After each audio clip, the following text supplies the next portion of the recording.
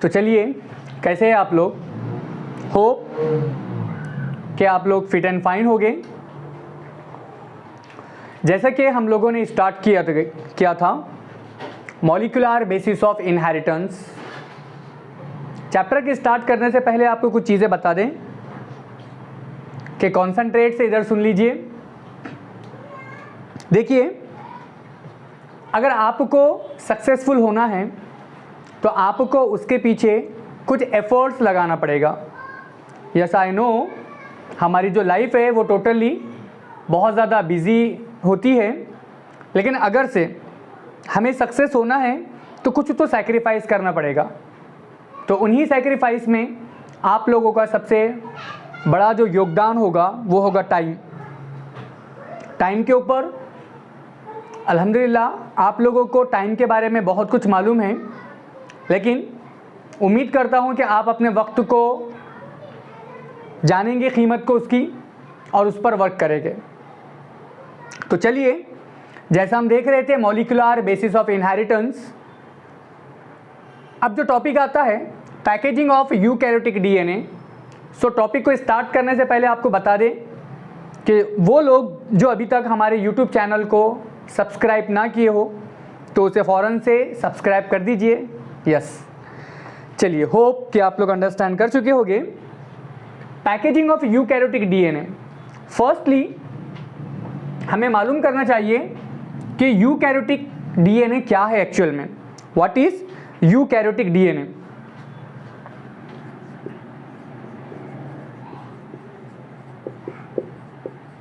Eukaryotic DNA, eukaryotic DNA ये एक well organised DNA होता है जो कि हायर ऑर्गेनिजम्स में प्रेजेंट होगा। एज वी नो दैट कि जो सेल है हमारे दो है, यूकैरियोट एंड प्रोकैरियोट। यूकैरियोट में यू आता है, यू के मीनिंग अगर से देखा जाता है तो ट्रू के निकलेगा। And second one term Cairo, Cairo ये डिराइव्ड हुआ कैरियन से, एंड कैरियन के मीनिंग होते हैं बेटा nucleus. So true nucleus mean well defined nucleus. ऐसा सेल जिसमें वेल डिफाइंड न्यूक्लियस प्रेजेंट हो उसे यूकैरियोटिक कहेंगे, और उसमें जो प्रेजेंट जो डीएनए होगा उसे हम यूकैरियोटिक डीएनए बोला जाएगा। So eukaryotic DNA is well defined,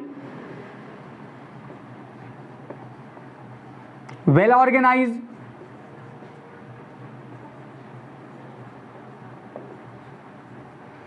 now the DNA is double stranded. DNA is double stranded, long and thread like. Okay, long thread like. Now what is the length of the DNA? So the length of DNA is approximately 2.2 meter long. Keep remember the length of DNA. DNA की length क्या होगी? 2.2 metre long DNA. But my question is that 2.2 metre long DNA किस में पाया जाता है? Okay, ये जो DNA है जिसकी जो लेंथ है 2.2 मीटर है, ये कहाँ पर पाया जाता है? Yes, of course it is found in the nucleus. Okay, of course it is found in nucleus. Now the size of nucleus is approximately 10 raised to power minus 6 meter. Okay, it is approximately 10 raised to power minus 6 meter. So now the question is that कि इतने small size nucleus में, इतने small size nucleus में such a long type of a DNA, how it can be packed with managed. Okay, कि ये किस तरह से पैक्ड है, मैनेज है, जबकि हमें मालूम है कि जो हमारा जो यूकैरियोटिक डीएनए है it is double standard. Okay, ये डबल स्टैंडर्ड है, but how it can be packed, ये किस तरह से पैक्ड किया गया in such a small size of a nucleus. तो चलिए उसी को आगे देखते हैं। नाउ यूकैरियोटिक डीएनए के अंदर कुछ एक फर्क होगा। Now what is the difference between the eukaryotic and the prokaryotic. अगर से हम इस टॉपिक से रिलेटेड हम डीएनए में डिफरेंशिएट करें between eukaryote and prokaryote, so in eukaryote as it is a well defined, well organised, यानी कि अंदर जो भी न्यूक्लियस के अंदर जो मटेरियल होगा, जो सेल के अंदर जो मटेरियल होगा वो वेल डिफाइंड होगा, वेल ऑर्गेनाइज्ड होगा। तो चलिए जानते हैं कि उसके अंदर ऐसे क्या खास बात है। So in eukaryote there is a histone proteins are there. Keep remember, histone protein are there. Okay, क्या होता है उसके अंदर, यूकैरियोटिक के न्यूक्लियस में और यूकैरियोटिक के डीएनए में हिस्टोन प्रोटीन्स प्रेजेंट होता है। Now what is the nature of histone protein. Histone protein का नेचर क्या होता है। So histone protein are positively charged, it is positively charged. Now question ये होता है कि हमें क्या करना है कि ये पॉजिटिवली चार्ज्ड है। ओके, क्या बता रहे कि क्या लेना देना है कि जो हिस्टोन प्रोटीन हमारा यूकैरियोटिक डीएनए के अंदर जो हिस्टोन प्रोटीन है इट इज पॉजिटिवली चार्ज्ड है। What is the reason behind, क्यों है। So keep remember in your mind कि हर एक के पीछे एक रीजन होता है।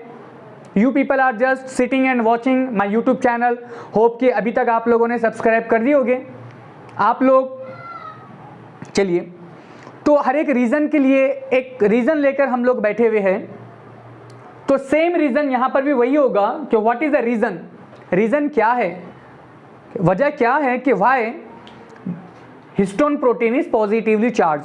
सो कीप रिमेंबर कि जैसा कि सभी के पीछे एक रीजन होता है तो यहां पर भी कुछ रीजन होगा। सो लेट्स नो, मालूम करने की कोशिश करते हैं। Now if we find the nature of a DNA, nature of DNA, DNA का अगर से हम नेचर को देखते हैं, so DNA is negatively charge particle और negatively charge, DNA negatively charge होता है। नाउ अब हमारे जहन में कुछ तो भी खिचड़ी पक रही होगी, क्या कि हिस्टोन जो है वो पॉजिटिव है एंड डीएनए जो है निगेटिवली है। हमें पता है कि positive charge particle attract toward the negative charge particle. Okay, यानी कि पॉजिटिव वाला नेगेटिव की तरफ अट्रैक्टेड होगा और नेगेटिव वाला पॉजिटिव की तरफ अट्रैक्टेड होगा। बट अभी भी ये जो क्वेश्चन है हमारे माइंड में कि how it will be manage in such A small size of a nucleus, such a large size of a DNA. अभी भी हमारे जहन में यही क्वेश्चन चल रहा है क्या कि इतने छोटे से न्यूक्लियस में such a long type of a DNA जिसकी लंबाई, जिसकी लेंथ 2.2 मीटर है, वो किस तरह से अंदर ऑर्गेनाइज्ड होता है, किस तरह से अंदर बैठता है। अभी भी ये डाउट हमारा क्लियर नहीं हुआ। तो चलिए आगे बढ़ते हैं।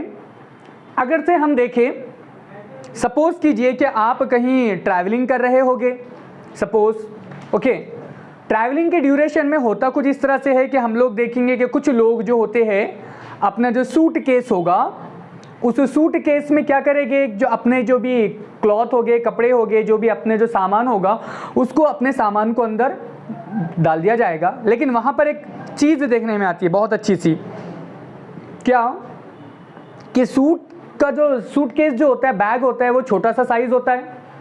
लेकिन उस छोटे से साइज में हम लोग करते कुछ इस तरह से है कि बहुत ज़्यादा क्वांटिटी में कपड़ों को अंदर ऐड कर लेंगे। अब ज़्यादा कपड़ों को ऐड कर लिया जाएगा तो ऑब्वियसली जो सूटकेस की जो जिप होगी वो जिप प्रॉपर्ली नहीं लगेगी, या लग जाने के बाद भी वो जो जिप होगी तो वो खुल जाएगी। मतलब बहुत सारे प्रॉब्लम्स अराइज हो जाएंगे। तो उस ड्यूरेशन में जो हम बहुत ही माइंड से एक डिसीज़न लेते हैं कि हमारे घर का वो बच्चा जो अच्छे से सेहत वाला होता है, उस सेहत वाले बच्चे को उस सूटकेस पे खड़ा कर देंगे ताकि उसके वज़न से हमारा जो बैग है, बैग का साइज़ थोड़ा सा कॉम्प्रेस हो जाए। उसके बाद हम जिप लगाने की कोशिश करेंगे तो ऑब्वियसली हमें तो पता है कि वो अनजिप हो जाएगा बहुत जल्दी, बैग इधर से उधर से जिप उसकी निकल जाएगी। वहाँ पर और एक हमारे माइंड में आइडिया क्रिएट होता है कि हम वहाँ पर अनजिप को बचाने के लिए, उसको खोलने से रोकने के लिए हमने वहाँ पर हम एक रिबन को यूज़ करेंगे, उस रिबन को बांध दिया जाएगा, अब वो कभी नहीं खुलेगा। तो सेम प्रोसेस को हम यहाँ पर अप्लाइड करेंगे कि पैकेजिंग ऑफ यूकैरियोटिक डीएनए में यही वाले प्रोसेस को हमें इस्तेमाल करना है। सो फिलहाल के लिए आप लोग ये लिख दीजिए, पॉज करके इसे फौरन से लिख दीजिए।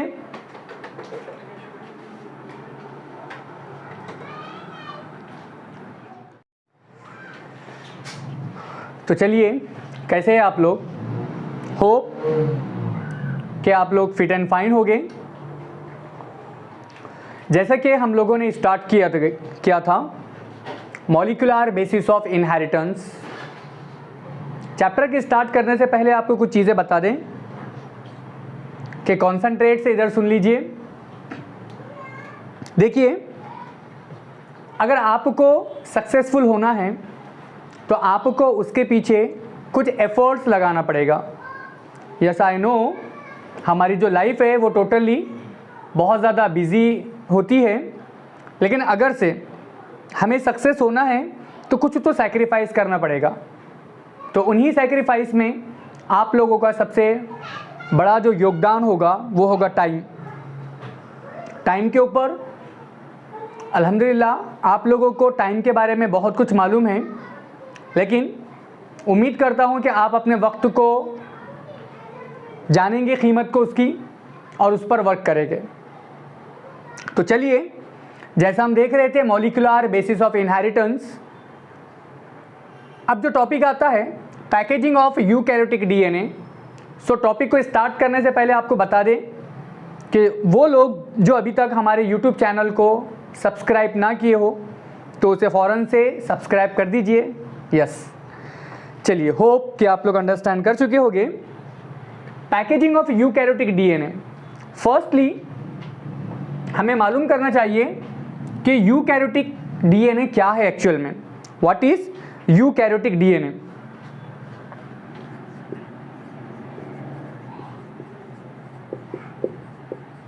यूकैरियोटिक डीएनए, यूकैरियोटिक डीएनए ये एक वेल ऑर्गेनाइज्ड डीएनए होता है जो कि हायर ऑर्गेनिजम्स में प्रेजेंट होगा।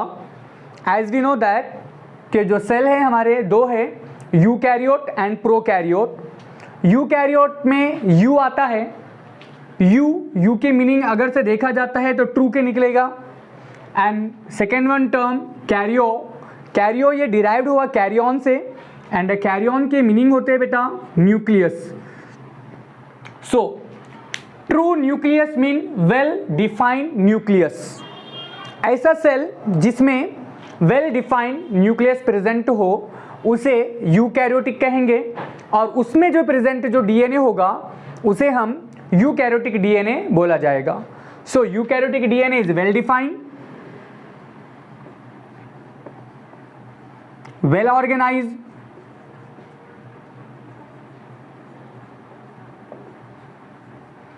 now the DNA is double stranded. DNA is double stranded, long and thread like. Okay, long thread like. Now what is the length of the DNA? So the length of DNA is approximately 2.2 meter long. Keep remember the length of DNA. DNA की length क्या होगी? 2.2 meter long DNA. But my question is that 2.2 meter long DNA किस में पाया जाता है? Okay, ये जो DNA है जिसकी जो लेंथ है 2.2 मीटर है, ये कहाँ पर पाया जाता है? Yes, of course it is found in the nucleus. Okay, of course it is found in nucleus. Now the size of nucleus is approximately 10 raised to power minus 6 meter. Okay, it is approximately 10 raised to power minus 6 meter. So now the question is that कि इतने small size nucleus में इतने small size nucleus में such a long type of a DNA, how it can be packed with managed. Okay, कि ये किस तरह से पैक्ड है, मैनेज है, जबकि हमें मालूम है कि जो हमारा जो यूकैरियोटिक डीएनए है it is double standard. Okay, ये डबल स्टैंडर्ड है, but how it can be packed, ये किस तरह से पैक्ड किया गया in such a small size of a nucleus. तो चलिए उसी को आगे देखते हैं। नाउ यूकैरियोटिक डीएनए के अंदर कुछ एक फर्क होगा। Now what is the difference between the eukaryotic and the prokaryotic. अगर से हम इस टॉपिक से रिलेटेड हम डीएनए में डिफरेंशिएट करें between eukaryote and prokaryote, so in eukaryote as it is a well defined, well organised, यानी कि अंदर जो भी न्यूक्लियस के अंदर जो मटेरियल होगा, जो सेल के अंदर जो मटेरियल होगा वो वेल डिफाइंड होगा, वेल ऑर्गेनाइज्ड होगा। तो चलिए जानते हैं कि उसके अंदर ऐसे क्या खास बात है। So in eukaryote there is a histone proteins are there, keep remember histone protein are there. Okay, क्या होता है उसके अंदर, यूकैरियोटिक के न्यूक्लियस में और यूकैरियोटिक के डीएनए में हिस्टोन प्रोटीन्स प्रेजेंट होता है। Now what is the nature of histone protein. Histone protein का नेचर क्या होता है। So histone protein are positively charged, it is positively charged. Now question ये होता है कि हमें क्या करना है कि ये पॉजिटिवली चार्ज्ड है। ओके, क्या बता रहे कि क्या लेना देना है कि जो हिस्टोन प्रोटीन हमारा यूकैरियोटिक डीएनए के अंदर जो हिस्टोन प्रोटीन है इट इज पॉजिटिवली चार्ज्ड है। What is the reason behind, क्यों है। So keep remember in your mind कि हर एक के पीछे एक रीजन होता है। You people are just sitting and watching my YouTube channel, hope कि अभी तक आप लोगों ने सब्सक्राइब कर दिए होंगे आप लोग। चलिए, तो हर एक रीजन के लिए एक रीजन लेकर हम लोग बैठे हुए हैं, तो सेम रीजन यहां पर भी वही होगा कि what is the reason, reason क्या है, वजह क्या है कि why histone protein is positively charge. So keep remember कि जैसा कि सभी के पीछे एक रीजन होता है तो यहां पर भी कुछ रीजन होगा। सो लेट्स नो, मालूम करने की कोशिश करते हैं। Now if we find the nature of a DNA, nature of DNA, DNA का अगर से हम नेचर को देखते हैं, so DNA is negatively charge particle और negatively charge, DNA negatively charge होता है। नाउ अब हमारे जहन में कुछ तो भी खिचड़ी पक रही होगी, क्या कि हिस्टोन जो है वो पॉजिटिव है एंड डीएनए जो है निगेटिवली है। हमें पता है कि positive charge particle attract toward the negative charge particle. Okay, यानी कि पॉजिटिव वाला नेगेटिव की तरफ अट्रैक्टेड होगा और नेगेटिव वाला पॉजिटिव की तरफ अट्रैक्टेड होगा।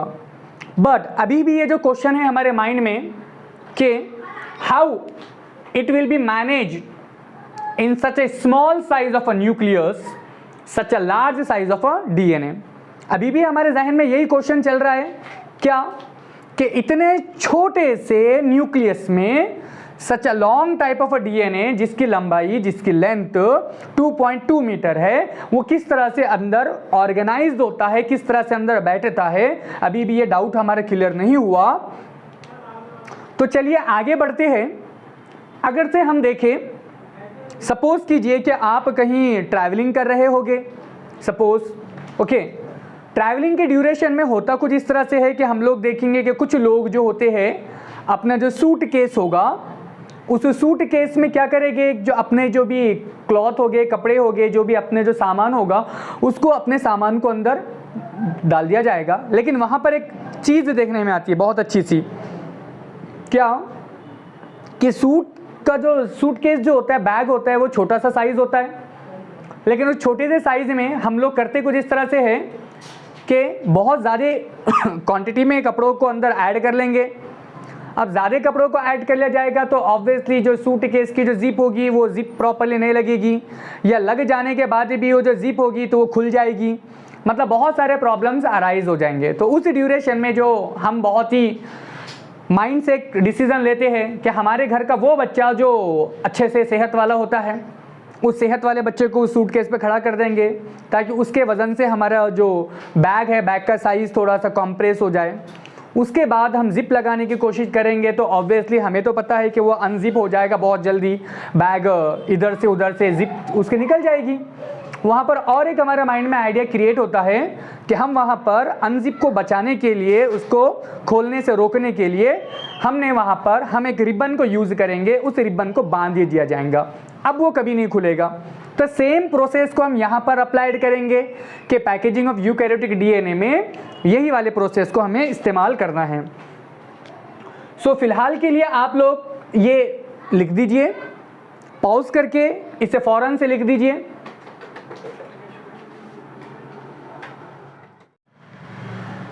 तो चलिए नेक्स्ट स्टेप है डीएनए रेप्लिकेशन का, जो स्टेप नंबर, जो नेक्स्ट स्टेप, थर्ड स्टेप देखा जाएगा, that is unwinding of DNA.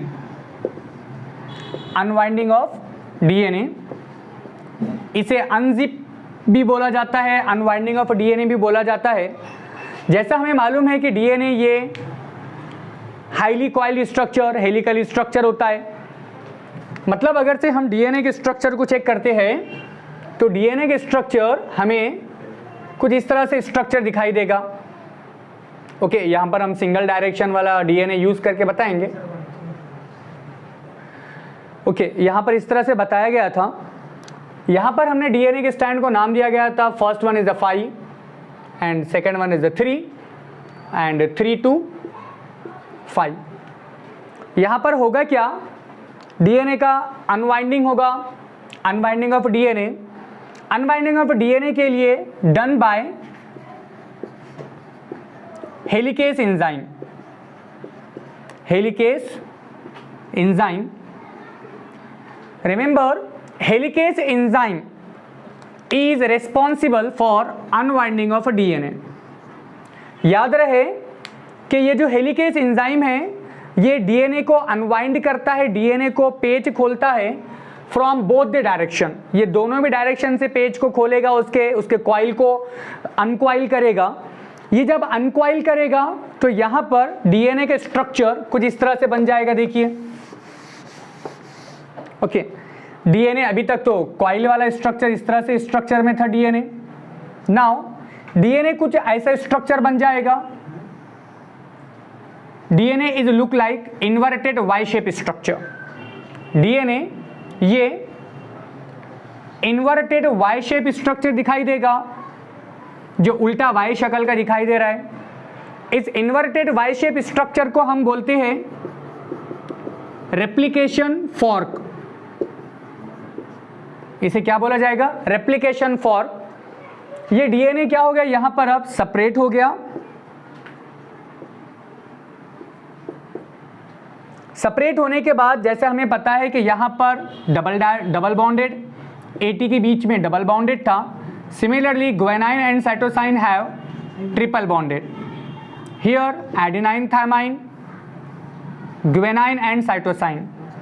सो यहाँ पर जो बॉन्ड था, these are separated from each other. ये एक दूसरे से क्या हो गए थे, सेपरेट हो गए थे।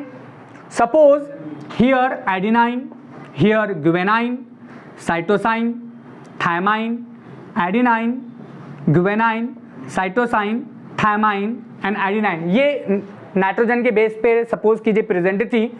हियर इज आल्सो सपोज कीजिए thymine, cytosine, guanine, adenine, thymine, cytosine, guanine, adenine and thymine, ये प्रेजेंट थी। We have to know always adenine is always bind with thymine with the help of a double bond, and guanine is always bind with cytosine with the help of a triple bond. These are the complementary base pair of each other. These are complementary base pair. Complementary base pair of each other. मतलब कि वो एक दूसरे के लिए ही बने हुए हैं। A always T के साथ बाइंड होगा, जो G हमेशा C के साथ ही बाइंड होगा। ओके, अब यहाँ पर ये बाउंड हो गया, बट हम जानते हैं कि सपोज कीजिए कि ये हमने इस कॉइल को अनकॉइल कर दिया गया, जो दोनों भी साइमल्टेनियसली दोनों भी स्टैंड पर कंप्लीट हो रहा था। अब होगा क्या, ये दोनों आपस में रीज्वाइन हो सकते। सो यहाँ पर इन दोनों के रीज्वाइन को रोकने के लिए we use SSBP, that is single strand binding protein is used. यहाँ पर देखिए, फोकस कीजिए, यहाँ पर सिंगल स्ट्रैंड बाइंडिंग प्रोटीन का यूज किया जाता है कई के लिए प्यारे बच्चों, to avoid rejoining of DNA, कि इसका जो रीज्वाइनिंग है, इसके रीज्वाइन को अवॉइड करने के लिए। ये जो दोनों स्टैंड है, हो सकता मे बी पॉसिबिलिटी है कि दोनों आपस में रीज्वाइन हो जाए। सो ये रीज्वाइनिंग को अवॉइड करने के लिए हमने SSBP का यूज किया गया, single standard binding protein. Okay, ये बाइंडिंग प्रोटीन दोनों को अवॉइड कर देगा आपस में रीज्वाइनिंग को। Now DNA is look like a inverted Y shape structure. इस इन्वर्टेड वाई शेप स्ट्रक्चर को बोला जाएगा रेप्लिकेशन फॉर्क। ओके, क्या बोला जाएगा उसे? Replication fork. अब इसके बाद रेप्लिकेशन फॉर्क बन जाएगा, अनवाइंडिंग ऑफ डीएनए के बाद रेप्लिकेशन फॉर्क बनता है। रेप्लिकेशन फॉर्क के बाद synthesis of new strand. Next step क्या होगा? Synthesis of new strand. हमें पता है कि ये प्रोसेस कहां हो रहा है। ये हमारा एक सेल था, सेल के इनसाइड में डीएनए था, न्यूक्लियस के इनसाइड में यहां पर इस तरह से DNA inverted Y shape structure जो दिखाई दे रहा है। ओके, ये डीएनए इस तरह से यहां पर बाइंडेड था, अनजिप हो गया था, वाई शेप स्ट्रक्चर दिखाई दे रहा था। यहां पर एक्स्ट्रा में नाइट्रोजन के जो बेस पेयर होते हैं वो पड़े हुए होंगे, जिसको बोलेंगे हम न्यूक्लियोप्लाज्म। ये क्या है? यहां पर न्यूक्लियोप्लाज्म। सो इस न्यूक्लियोप्लाज्म में there are lot of adenine, thymine, guanine, cytosine etcetera, ATGC are present होते हैं। बहुत ज़्यादा की क्वांटिटी में क्या हो गया यहाँ पर न्यूक्लियोप्लाज्म में प्रेजेंट हो गए। So here on the stand from 5 to 3, जो 5 to 3 स्टैंड होगा, यहाँ पर RNA प्राइमर बाइंड होगा मोर देन 2 प्लेसेस। यहाँ पर क्या बाइंड होगा प्यारे बच्चों? RNA प्राइमर और प्राइम। RNA प्राइमर बाइंड होगा। Now what is the function of RNA primer? RNA primer is responsible for formation of a new stand. ये न्यू स्टैंड को तैयार करेगा। सिमिलरली ये RNA प्राइमर 3 to 5 डायरेक्शन पे भी stand होगा, बाइंड होगा, which is also responsible for formation of a new stand, जो न्यू स्टैंड तैयार करने के लिए बहुत ज़्यादा रेस्पॉन्सिबल होगा। ठीक है, तो यहाँ पर अनवाइंडिंग होने के बाद synthesis of a new stand आ जाएगा। सो हियर RNA प्राइमर का यूज होगा। For what purpose? जिसका इस्तेमाल क्या है? टू सिंथेसाइज, याद रहे, टू सिंथेसाइज न्यू स्टैंड तैयार करने के लिए।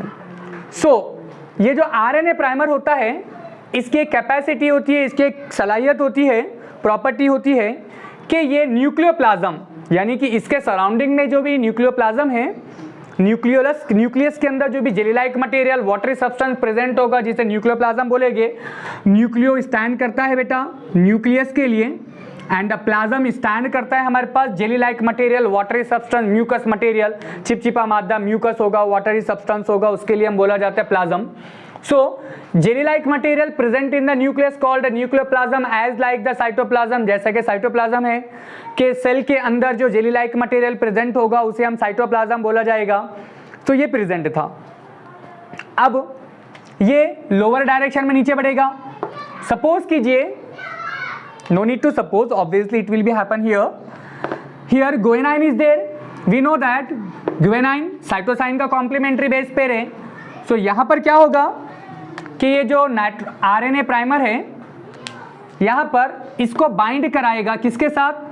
साइटोसाइन के साथ। ये आगे की तरफ बढ़ेगा process. Similarly here cytosine is there, यहाँ पर साइटोसाइन होगा, साइटोसाइन के साथ गुआनिन बाइंड होगा, तो यहाँ पे गुआनिन को ये बाइंड कराएगा। सिमिलरली ये वाला प्रोसेस भी आगे जाएगा, जहाँ पे गुआनिन है, गुआनिन के साथ साइटोसाइन आ जाएगा।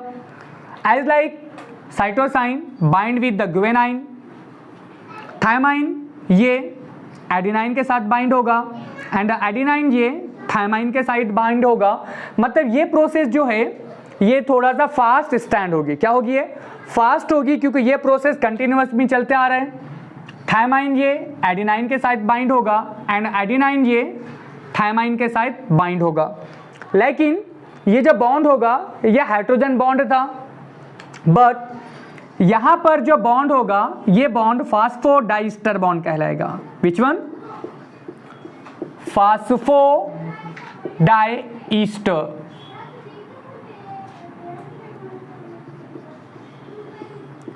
फास्फोडाइस्टर बॉन्ड कहलाएगा। यहां पर देखेंगे आप कि अभी तक तो ये स्टैंड सिंगल स्टैंडर्ड थी, अब इस स्टैंड पर डबल स्टैंडर्ड तैयार हो गया। तो ये फास्फोडाइस्टर बॉन्ड आरएनए प्राइमर ने क्या किया, उसको मतलब डबल कर दिया। इसको जो जोड़ने का काम कर रहा था, यानी कि यहां से जो आपस में इसको जोड़ रहा था, इसको जोड़ने के लिए लाइगेस एंजाइम का यूज किया गया। लाइगेस एंजाइम, लाइगेस एंजाइम का यूज किस लिए हो रहा है कि जो न्यूली सिंथेसाइज्ड जो डीएनए की स्टैंड है, न्यूक्लियोटाइड है, उसको जोड़ने के लिए उसके बीच में जो बॉन्ड फास्फोडाइस्टर है, उस फास्फोडाइस्टर बॉन्ड को जोड़ने के लिए we use ligase enzyme. Now clear हो गया कि ligase enzyme is used to bind the newly formed nucleotide. Okay, ये स्टैंड हो गया। सिमिलरली अगर से हम इस स्टैंड की बात करेंगे तो ये भी आरएनए प्राइमर थोड़ा सा ऊपर की तरफ जाएगा। तो यहाँ पर एडेनाइन थायमाइन के साथ बाइंड होगा, गुएनाइन साइटोसाइन के साथ बाइंड होगा, साइटोसाइन गुएनाइन के साथ बाइंड होगा। सिमिलरली थायमाइन एडेनाइन के साथ बाइंड होगा, एडेनाइन थायमाइन के साथ बाइंड होगा, guanine cytosine and cytosine is always bind with guanine. Okay, यहाँ पर भी दोनों के बीच में भी हाइड्रोजन बॉन्ड फास्फोडाइस्टर बॉन्ड बन जाएगा। इस फास्फोडाइस्टर बॉन्ड को जो फॉर्म करने की जो रिस्पॉन्सिबिलिटी होगी लाइगेस एंजाइम की होगी। लाइगेस एंजाइम दोनों को तैयार कर देगा। यहाँ पर आप देखेंगे कि ये जो स्टैंड है 5 से 3 की तरफ जो स्टैंड आती है, तो ये जो स्टैंड होगी अब ये एंटी पैरेलल होगा। DNA, as we know that DNA is anti parallel with each other. So यहाँ पर जो फॉर्म्ड होने वाली जो न्यू डायरेक्शन होगी ये 3 to 5 होगी।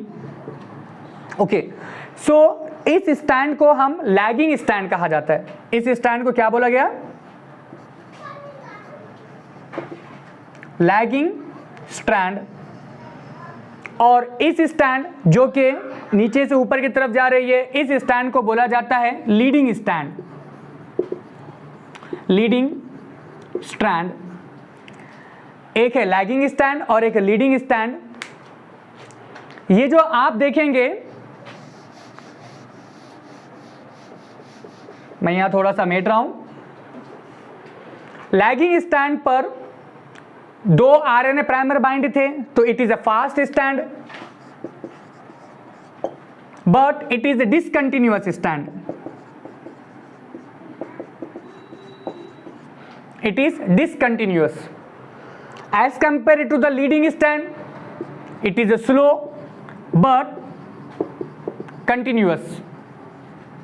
Okay, it is slow but continuous stand, यानी कि एक स्लो हो रही है और एक कैसी हो जा रही है, फास्ट हो रही है।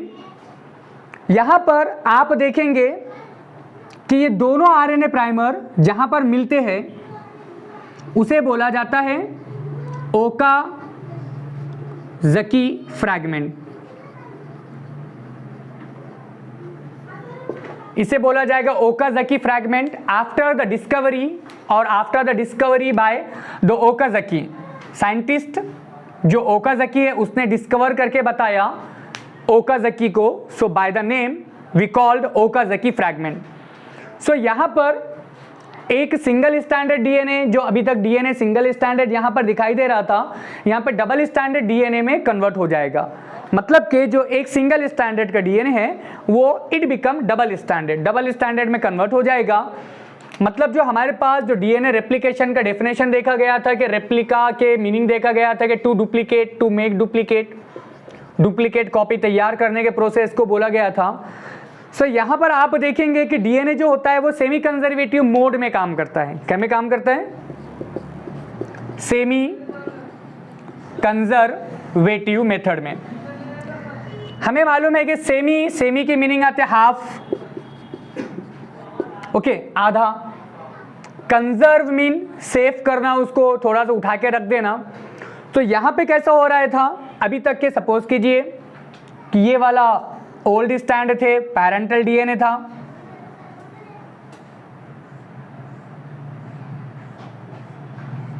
Okay, here AT GC, AT and GC इस तरह से प्रेजेंट था। ये stand, these stand separated from each other, एक दूसरे से सेपरेट हो गए and form 5 to 3 and here 3 to 5, okay, ये तैयार हो गया। लेकिन यहां पर हमने देखा गया कि न्यू स्टैंड फॉर्म हो गई थी।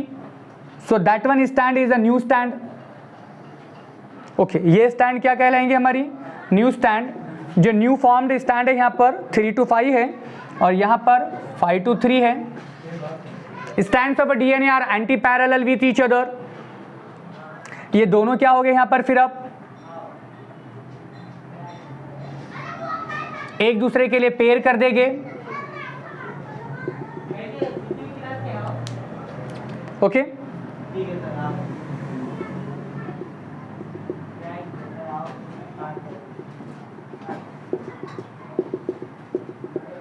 एक दूसरे के साथ पेयर हो जाएगा।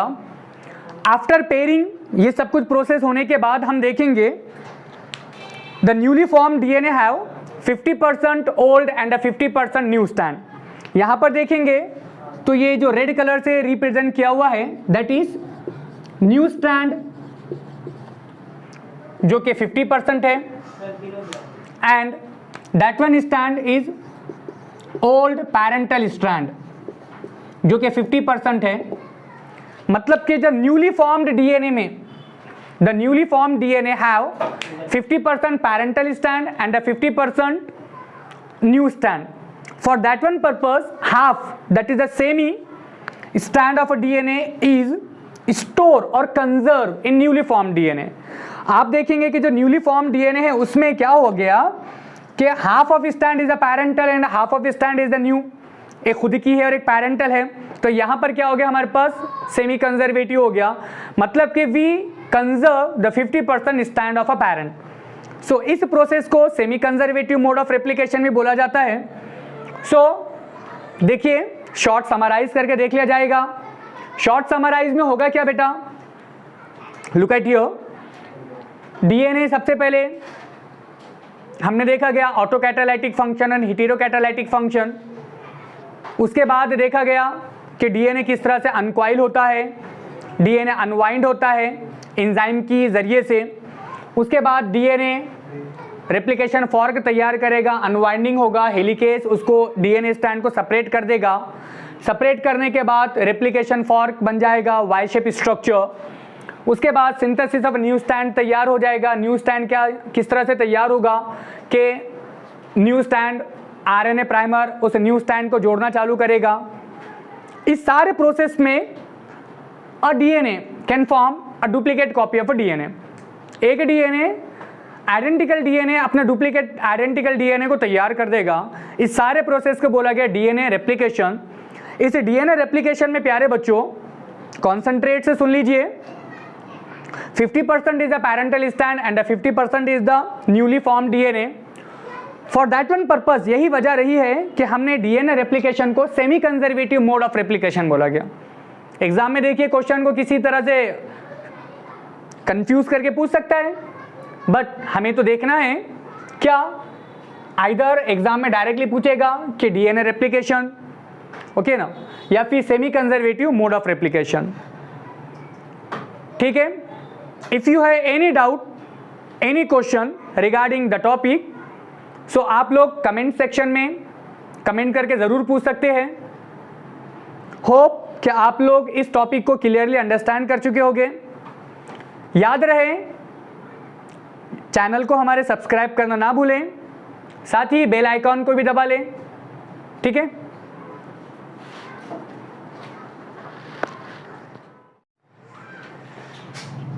तो चलिए, कैसे हैं आप लोग?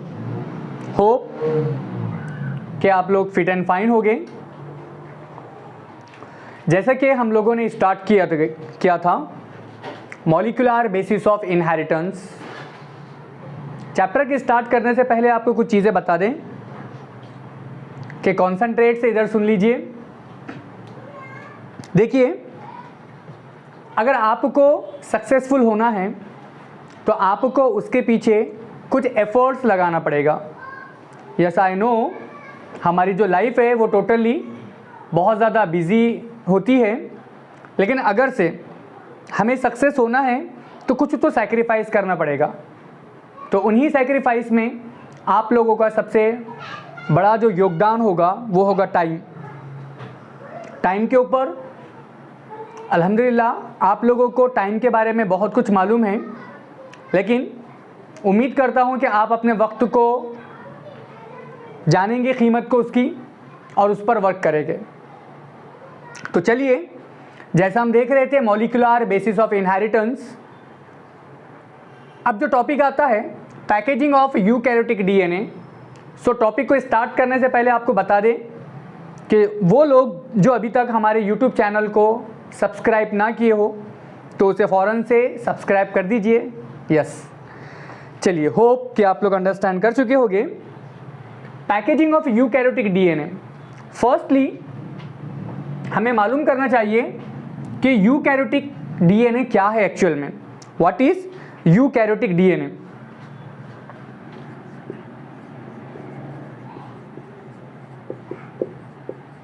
यूकैरियोटिक डीएनए, यूकैरियोटिक डीएनए ये एक वेल ऑर्गेनाइज्ड डीएनए होता है जो कि हायर ऑर्गेनिजम्स में प्रेजेंट होगा।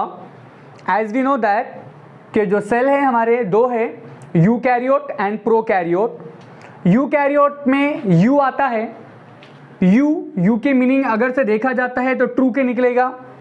And second one term Cairo ये डिराइव्ड हुआ कैरियन से, एंड कैरियन के मीनिंग होते हैं बेटा nucleus. So true nucleus mean well defined nucleus. ऐसा सेल जिसमें वेल डिफाइंड न्यूक्लियस प्रेजेंट हो उसे यूकैरियोटिक कहेंगे, और उसमें जो प्रेजेंट जो डीएनए होगा उसे हम यूकैरियोटिक डीएनए बोला जाएगा। So eukaryotic DNA is well defined, well organised,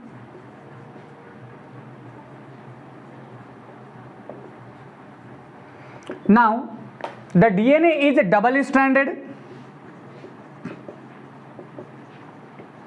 DNA is double stranded, long and thread like. Okay, long thread like. Now what is the length of the DNA? So the length of DNA is approximately 2.2 meter long. Keep remember the length of DNA. DNA की length क्या होगी? 2.2 meter long DNA. But my question is that 2.2 meter long DNA किस में पाया जाता है? Okay, ये जो DNA है जिसकी जो लेंथ है 2.2 मीटर है, ये कहाँ पर पाया जाता है? Yes, of course it is found in the nucleus. Okay, of course it is found in nucleus. Now the size of nucleus is approximately 10 raised to power minus 6 meter. Okay, it is approximately 10 raised to power minus 6 meter. So now the question is that कि इतने small size nucleus में,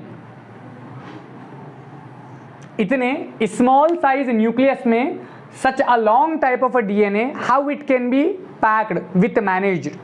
Okay, कि ये किस तरह से packed है, manage है, जबकि हमें मालूम है कि जो हमारा जो यूकैरियोटिक डीएनए है it is double standard. Okay, ये डबल स्टैंडर्ड है, but how it can be packed, ये किस तरह से पैक्ड किया गया in such a small size of a nucleus. तो चलिए उसी को आगे देखते हैं। नाउ यूकैरियोटिक डीएनए के अंदर कुछ एक फर्क होगा। Now what is the difference between the eukaryotic and the prokaryotic. अगर से हम इस टॉपिक से रिलेटेड हम डीएनए में डिफरेंशिएट करें between eukaryote and prokaryote. So in eukaryote as it is a well defined, well organised, यानी कि अंदर जो भी न्यूक्लियस के अंदर जो मटेरियल होगा, जो सेल के अंदर जो मटेरियल होगा वो वेल डिफाइंड होगा, वेल ऑर्गेनाइज्ड होगा। तो चलिए जानते हैं कि उसके अंदर ऐसे क्या खास बात है। So in eukaryote there is a histone proteins are there. Keep remember, histone protein are there. Okay, क्या होता है उसके अंदर, यूकैरियोटिक के न्यूक्लियस में और यूकैरियोटिक के डीएनए में हिस्टोन प्रोटीन्स प्रेजेंट होता है। Now what is the nature of histone protein. Histone protein का नेचर क्या होता है। So histone protein are positively charged, it is positively charged. Now question ये होता है कि हमें क्या करना है कि ये पॉजिटिवली चार्ज्ड है। ओके, क्या बता रहे कि क्या लेना देना है कि जो हिस्टोन प्रोटीन हमारा यूकैरियोटिक डीएनए के अंदर जो हिस्टोन प्रोटीन है इट इज पॉजिटिवली चार्ज्ड है। What is the reason behind, क्यों है। So keep remember in your mind कि हर एक के पीछे एक रीजन होता है। You people are just sitting and watching my YouTube channel, hope कि अभी तक आप लोगों ने सब्सक्राइब कर दिए होंगे आप लोग। चलिए, तो हर एक रीज़न के लिए एक रीज़न लेकर हम लोग बैठे हुए हैं। तो सेम रीज़न यहाँ पर भी वही होगा कि what is the reason, reason क्या है, वजह क्या है कि why histone protein is positively charge. So keep remember कि जैसा कि सभी के पीछे एक रीज़न होता है तो यहाँ पर भी कुछ रीज़न होगा। सो लेट्स नो, मालूम करने की कोशिश करते हैं। Now if we find the nature of a DNA, nature of DNA, DNA का अगर से हम नेचर को देखते हैं, so DNA is negatively charged particle और negatively charge, DNA negatively charge होता है। नाउ अब हमारे जहन में कुछ तो भी खिचड़ी पक रही होगी, क्या कि हिस्टोन जो है वो पॉजिटिव है एंड डीएनए जो है नेगेटिवली है। हमें पता है कि positive charge particle attract toward the negative charge particle. Okay, यानी कि पॉजिटिव वाला नेगेटिव की तरफ अट्रैक्टेड होगा और नेगेटिव वाला पॉजिटिव की तरफ अट्रैक्टेड होगा।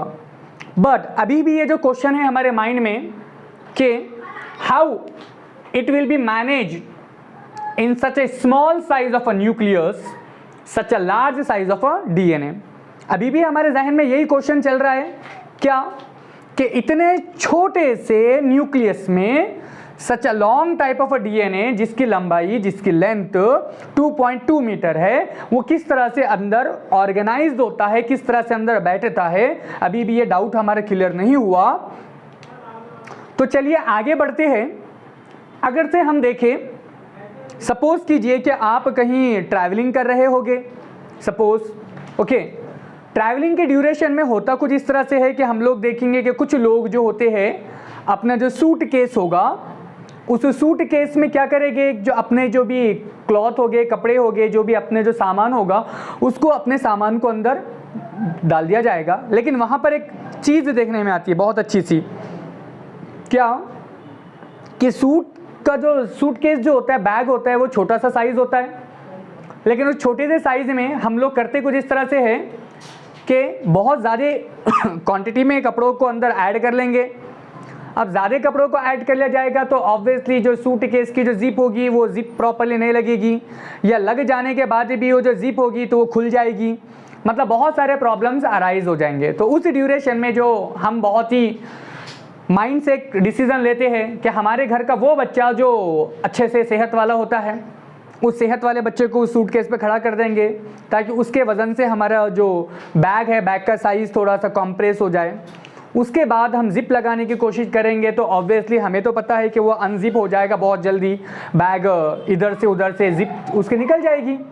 वहाँ पर और एक हमारे माइंड में आइडिया क्रिएट होता है कि हम वहाँ पर अनजिप को बचाने के लिए, उसको खोलने से रोकने के लिए हमने वहाँ पर हम एक रिबन को यूज़ करेंगे, उस रिबन को बांध दिया जाएगा, अब वो कभी नहीं खुलेगा। तो सेम प्रोसेस को हम यहाँ पर अप्लाइड करेंगे कि पैकेजिंग ऑफ यूकैरियोटिक डीएनए में यही वाले प्रोसेस को हमें इस्तेमाल करना है। सो फिलहाल के लिए आप लोग ये लिख दीजिए, पॉज करके इसे फ़ौरन से लिख दीजिए।